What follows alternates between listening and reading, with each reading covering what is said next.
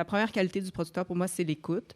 On travaille avec des gens qui ont quelque chose à dire, qui ont une création à sortir d'eux, mais elle est complètement en chantier. Elle est imparfaite pendant longtemps avant que, jusqu'à la fin du montage et des fois au-delà. Les gens ne sont pas nécessairement toujours capables d'amener leur vision. En fait, c'est pas qu'elle n'est pas accomplie à la fin, c'est juste qu'elle change tout le temps et c'est quelque chose qui évolue. Les gens changent en faisant leur création et donc c'est en mouvance.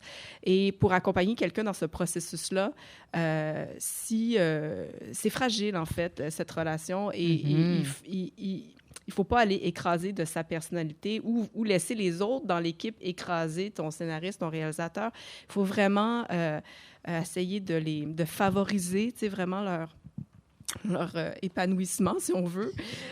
Donc ça demande beaucoup d'écoute, d'humilité.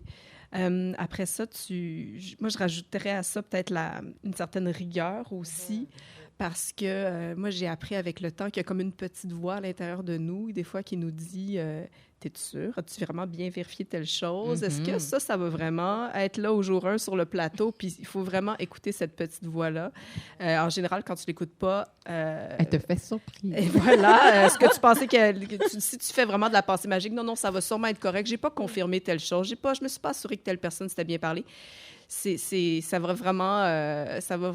peut t'exploser dans le visage puis créer des problèmes. Alors, cette espèce de rigueur, peut-être d'entêtement aussi, là, d'une certaine façon, de façon positive.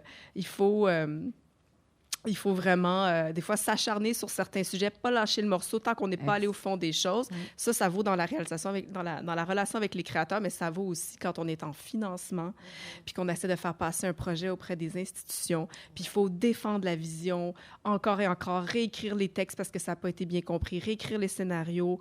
Alors ça, c'est un processus qui peut s'étendre sur plusieurs années et ça demande la confiance des créateurs avec qui on travaille parce que ils peuvent se décourager.